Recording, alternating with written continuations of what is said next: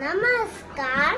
सप्तक music class प्रस्तुत स्वरांजली या कार्यक्रमातील पहिले पुष्प आज सादर करीत आहोत.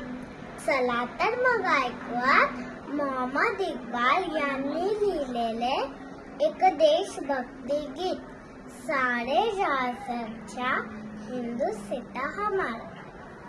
सारे जहां से अच्छा